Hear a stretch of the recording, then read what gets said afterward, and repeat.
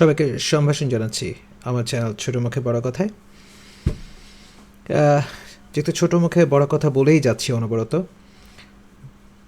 আমি যাকে খুব মেন্টর মনে করি তাকে নিয়ে কিছু কথা আজকে বলতে বসেছি। তাকে নিয়ে কিছু কথা না, তিনি অনেক ভিডিও বানাচ্ছেন, তার ভিডিওগুলো দেখি, নিজেদেরকে উজ্জীবিত করি, শক্তি পাই। এই চরম হতাশার মধ্যেও শক্তি নেই ওনার ভিডিও দেখে, ওনার কথা শুনে। তো ওনার কথার পরে কিছু কথা বলার থাকে সব সময়। কথাগুলো অনেক সময় নিজের সাথেই বলি, কথাগুলো জনসমক্ষে বলার জন্যই আসলে দাদার ভিডিওটাকে নিয়ে এসছি সামনে। আমি হচ্ছি তাদেরই বোধহয় একজন। ওই যে দাদা বলে না যে আমার ছোট ভাই ভগ্নীরা যারা আছেন, তো নিজেকে ছোট ভাই মনে করি আর কি দাদার, সে অর্থে দাদা সম্বোধন করছি। দাদা যদি আমার এই ভিডিও দেখেন দয়া করে ক্ষমা করবেন, কারণ আপনাকে দাদা বলে ডাকার অধিকারটা নিজে নিজে নিয়ে নিলাম এই জন্য। যাক, ভিডিওতে আসি। পাঠ্য বই ছাত্রছাত্রীদের হাতে পৌঁছায় নাই, কবে পৌঁছাবে এটা আমাদের উপদেষ্টা জানে না। শোনেন কি কয়। কোনো বছরেই মার্চের আগ পর্যন্ত সব বই দেওয়া হয়নি। কবে নাগাদ সবাই সব বই পাবে এটা আমি জানি না। আপনি এটা সত্যি একটা কৌতুকের ব্যাপার যে দাদা এরপরে ডায়াপার পাল্টানোর একটা কথা বলেছেন। আমি ওই ভিডিওটা একটু টেনে দেবো। আমি আসলে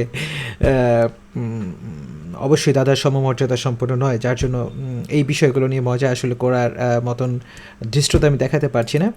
তবে এটা সত্যি হাস্যকর যে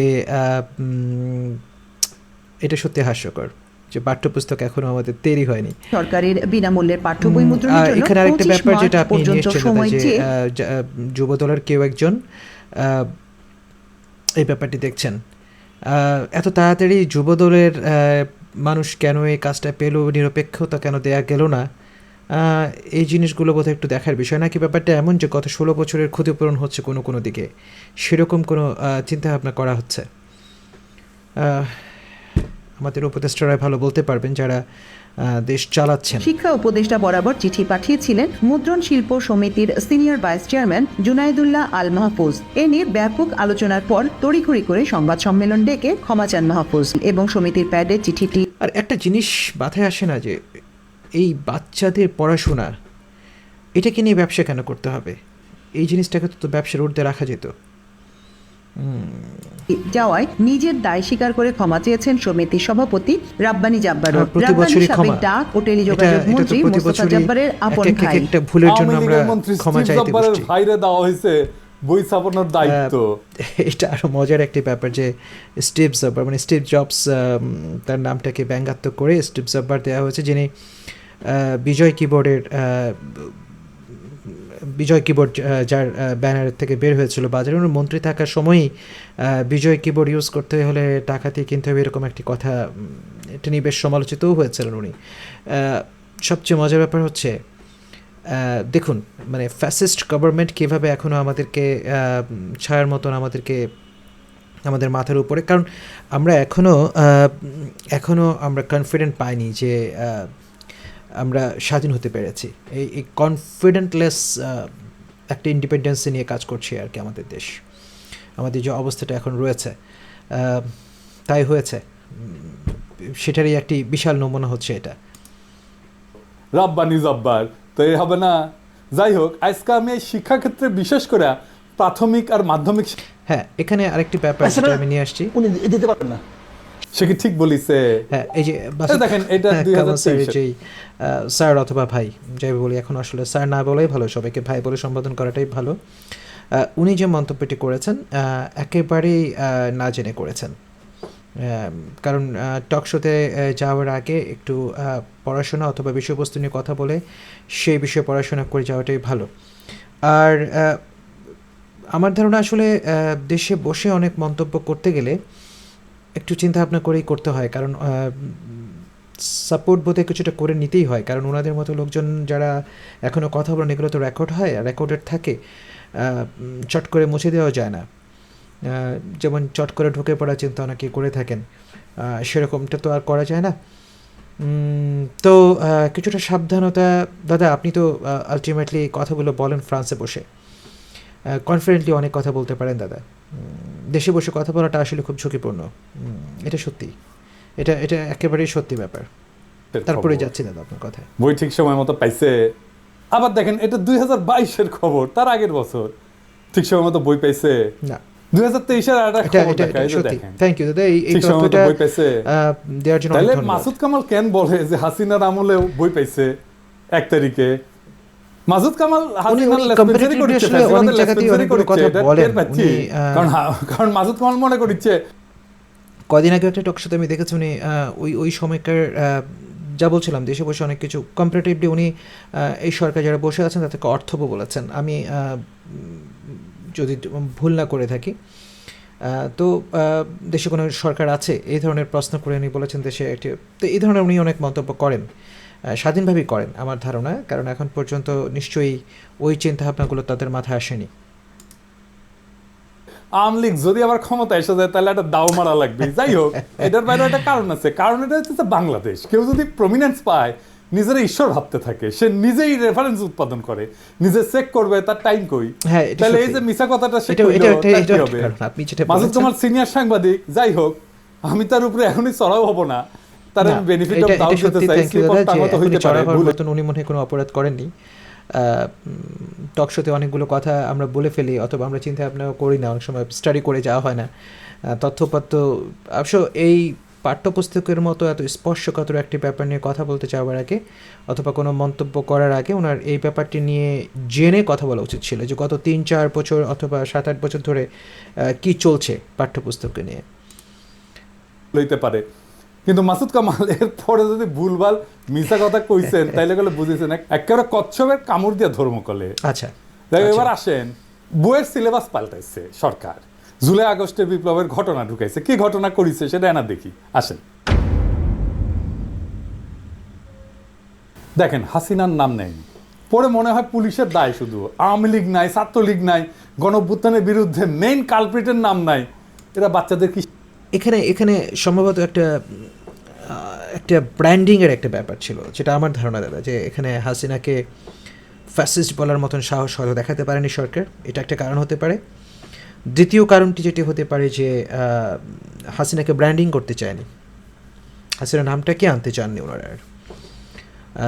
যেমন স্বাধীনতা, আমাদের এই প্রজন্মটা, আমরা যারা 80 এবং 90-এর সময়কার যারা, তো আমরা কিন্তু একটা জিনিস দেখেছি যে আমরা কিন্তু এই নামগুলি শুনতে পাইনি। শেখ মুজিবুর রহমান অথবা শেখ হাসিনার নামগুলো শুনতে পেয়েছি বিভিন্ন আন্দোলন, এবং বই পুস্তকে এই নামগুলো আসতো খুবই খুবই যতটুকু সম্ভব ততটুকু কমিয়ে দিয়ে।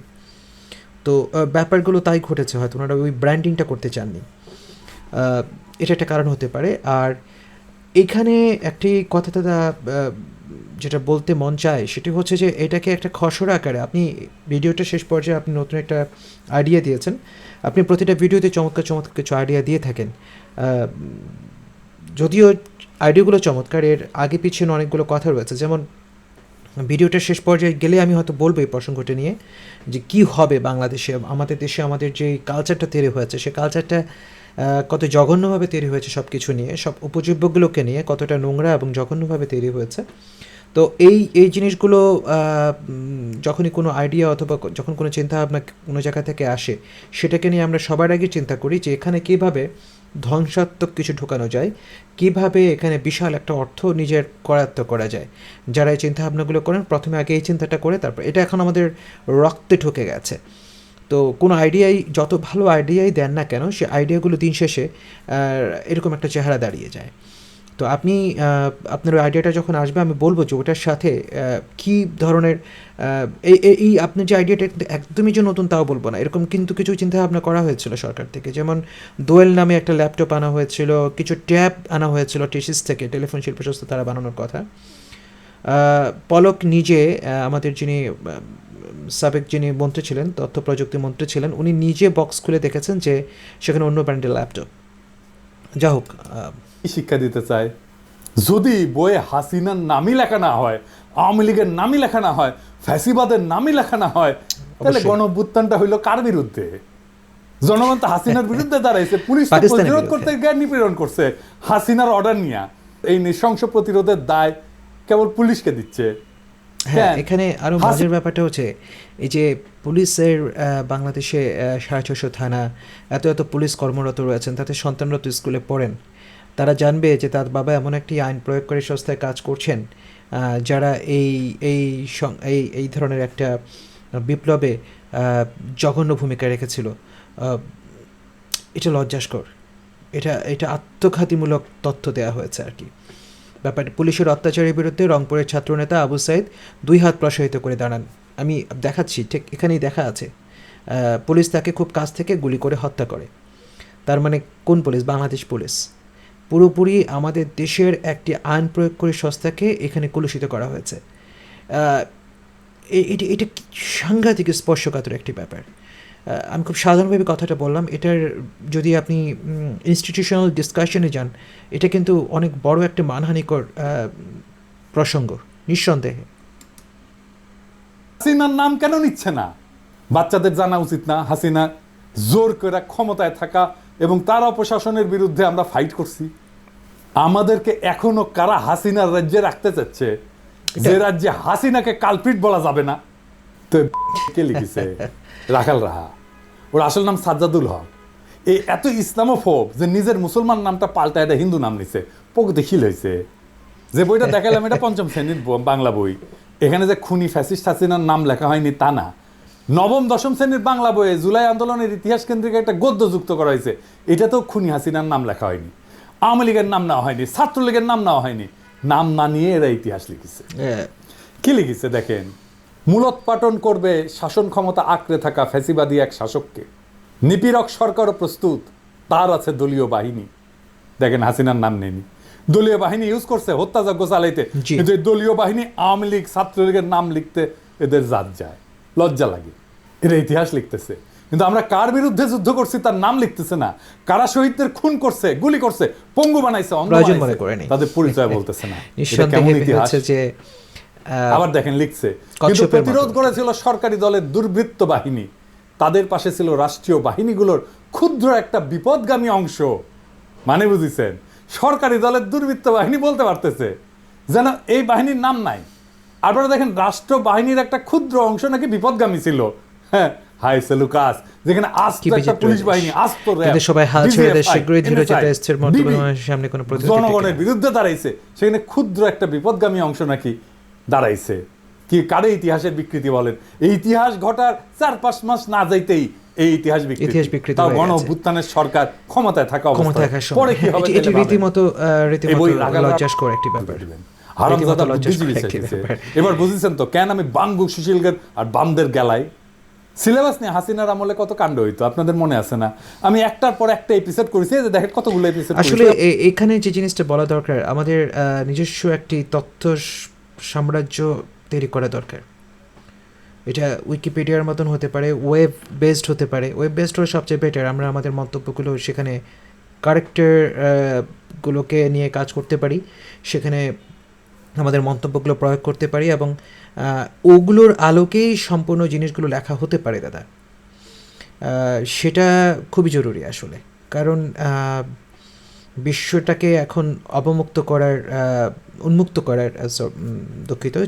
করার একটা ব্যাপার রয়েছে, যেখানে সবাই জানুক আমাদের একসাথে ইতিহাসটা, একই সাথে যে তথ্যগুলো আসবে সেটাকে সহজীকরণ করে, অথবা ওটাকে বিকৃত না করে ওটাকে সহজীকরণ করে বিভিন্ন ক্লাস বেসড হয়তো পাঠ্যপুস্তকে দেওয়া যেতে পারে। এটা হচ্ছে আমার একটা ধারণা আর কি।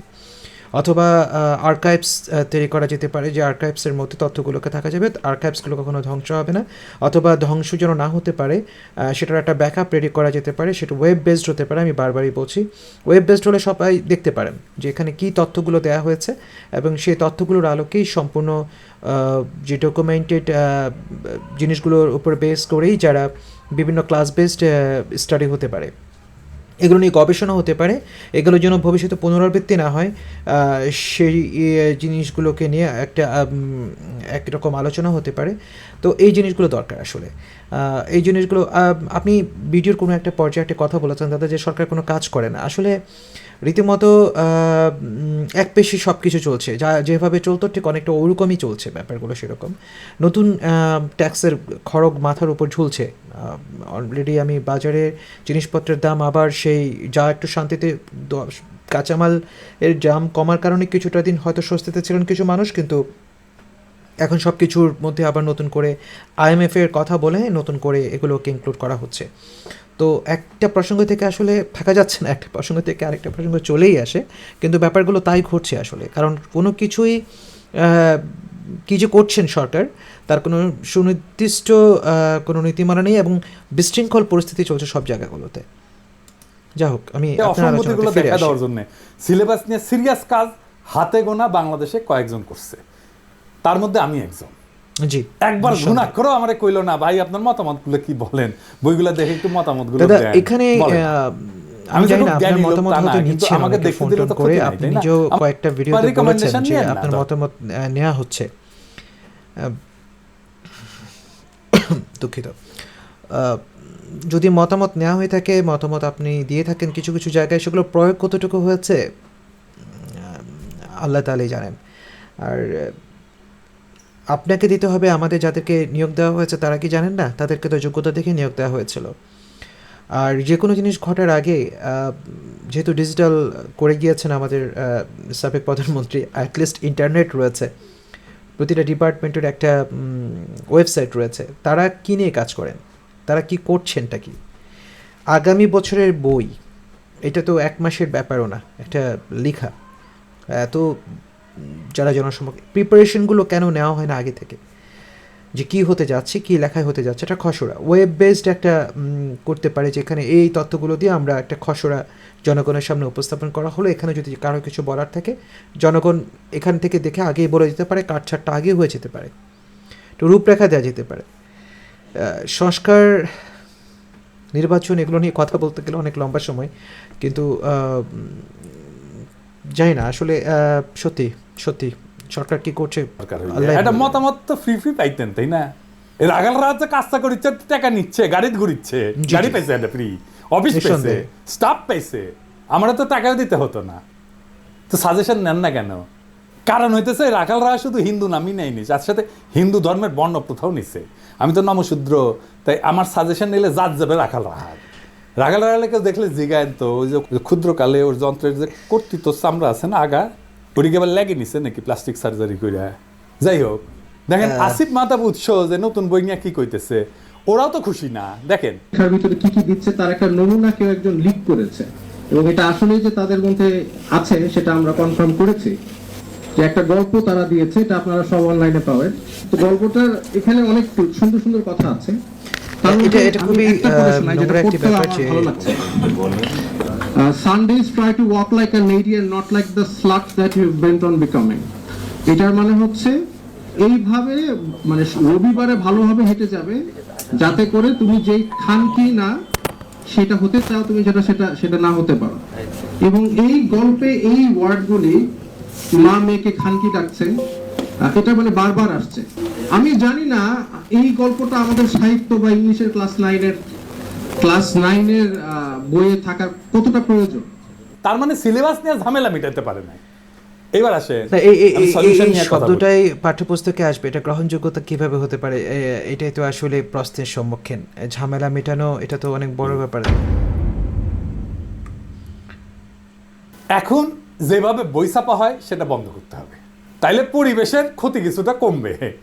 গাছ কাটতে আমার কাছে একটা ট্যাব আছে, ট্যাবটার কিছুদিন আগে নষ্ট হয়ে যায়। আমি ট্যাবটা ফেসবুক মার্কেট প্লেস থেকে কিনেছিলাম। আপনি এখনই বলবেন যে প্রসঙ্গটি, সেই প্রসঙ্গটির আগে আমি বলছি, এটি আদমশুমারি কোনো একটা জায়গায় ব্যবহার করা হয়েছিল। ট্যাবটা আমি সেকেন্ড হ্যান্ড কিনি, অল্প কিছুদিনের জন্য ব্যবহার করতে পেরেছি, পরে নষ্ট হয়ে যায়। তো বাংলাদেশে এই ধরনের কাজগুলো করা হয়েছে। ওয়ালটন সম্ভবত এই ট্যাবগুলো বানিয়েছিল, সরকারের কাছে সম্ভবত বিক্রি করেছিল। টেলিফোন শিল্প সংস্থা রয়েছে, আমাদের দেশীয় অনেক ইলেকট্রনিক্স কোম্পানি রয়েছে, যেমন ওয়ালটনের ব্র্যান্ডিং করতে চাচ্ছি না, কিন্তু এরকম অনেক প্রতিষ্ঠান রয়েছে যারা এই জিনিসগুলোর সক্ষমতা রয়েছে। আপনি যেটা বলেছেন তা করতে পারে, কিন্তু এখানে দেখা যাবে যে বিশাল, যখনই এটার জন্য কোনো একটা, ওই যে বললাম না কিছুক্ষণ আগে আলোচনার মধ্যে, যে যখনই কোনো একটা সিদ্ধান্ত নেওয়া হবে, প্রথমেই সিদ্ধান্ত নেওয়া হবে যে এখানে কতটা আমার কমিশন বেস চিন্তা, আমাকে কতটা দেওয়া হবে, তারপরে এই ডিভাইসগুলো এবং ডিভাইসগুলোর রক্ষণাবেক্ষণ, এখানে আবার একটা ঝুঁকি রয়ে যায়। আপনি সিস্টেমটা বলেছেন, সিস্টেমটা নিঃসন্দেহে এটাকে নিয়ে কাজ করা যেতে পারে। নিঃসন্দেহে খুবই মজার, কারণ বাংলাদেশের সবগুলো জায়গাতে এখন ইন্টারনেট পৌঁছায়নি। খুব মজার একটা ব্যাপার হচ্ছে এখানে আপনি যেটা বলছেন সেখানে প্রচুর ভালো একটা ইন্টারনেট দরকার, সেন্ট্রাল সিস্টেম তৈরি করা দরকার, সার্ভার হাব এগুলো তৈরি করা দরকার। এগুলো নিয়ে কাজ করা যেতে পারে। আমাদের যারা সরকারে রয়েছেন তাদেরকে এই চিন্তাগুলোতে তারা কতটা সুশিক্ষিত এখানে নিয়ে প্রশ্ন রয়েছে, কতটুকু ট্রেন্ড প্রশ্ন রয়েছে, তারা এগুলো রক্ষণাবেক্ষণে কতটুকু ট্রেন্ড প্রশ্ন রয়েছে। কারণ সবসময় তো চিন্তা হচ্ছে খাই খাই। সরকার প্রতিষ্ঠানে সবারই এরকম একটা চিন্তা রয়ে যায় যে আমি অতীতে যা হয়েছে এখন হয়তো কিছুটা পরিবর্তন হচ্ছে অথবা হতে পারে, কিন্তু অতীতে তাই হয়েছে এবং এইটার বেস করি দাদা সব কিছু হচ্ছে। এইটাকে কেন্দ্র করে কতটুকু সফলতা আনবে এবং এই চিন্তা করতে করতে আমাদের কত বছর যাবে যদি এই পদক্ষেপটা সরকার নিয়ে থাকে। আমাদের সবচেয়ে সরকারি কাজগুলোর আরেকটি সমস্যা রয়েছে, আমরা কালক্ষেপণ করি, প্রচণ্ড কালক্ষেপণ করি, সময়কে কোনো ফ্রেমে ফেলতে পারি না, কোনো টাইম ফ্রেম ফেলতে পারি না। মজার বক্তৃতার মধ্যে সব কিছু সীমাবদ্ধ থাকি, কাজের মধ্যে কেউ নেই। খুব দুঃখজনক দাদা। তারপরে আপনার আইডিয়াটা খুব সুন্দর ছিল, কিন্তু এটার ডিমেরিটস রয়েছে অনেক দাদা। আমি এটাকে নিয়ে যদি আলোচনা করতে বসি, আপনার আলোচনাকে নিয়ে আলোচনা করতে গিয়ে অলরেডি 21 মিনিট 19 সেকেন্ড চলছে, দেখা যাবে যে 1 ঘন্টা পার হয়ে গেছে দাদা। যে এইটা নিয়ে বাংলাদেশে কি হতে পারে, ভালো চেয়ে আমার ধারণা খারাপটাই বেশি হবে। দেখা যাবে প্রশ্ন আপনি যেটা বলেছেন পার্সন বেসড কোয়েশ্চেন আসবে, হ্যাঁ অ্যালগরিদম তৈরি হবে এবং সেরকম কোয়েশ্চেন আসবে। এখানেও দেখবেন হ্যাক হয়ে গেছে, হ্যাঁ, অথবা একই প্রশ্ন দেখা যাবে সবাইকে দিয়েছে, প্রশ্ন আগের দিন অথবা সিস্টেম আউট হয়ে গেছে। ডিজিটাল সোশ্যাল নেটওয়ার্কিং যেটাকে বলে আর কি, সোশ্যাল নেটওয়ার্কিং হাই হয়ে যাবে এখানে। যাই হোক দাদা, আমি আলোচনাটা এখানে শেষ করছি। আপনার এই আলোচনার পরে আপনি আরও কিছু দুঃখবোধ করেছেন এবং তারপরে আলোচনাটা ওখানে শেষ করেছি। ধন্যবাদ সবাইকে, দেখা হবে পরবর্তী ভিডিওতে।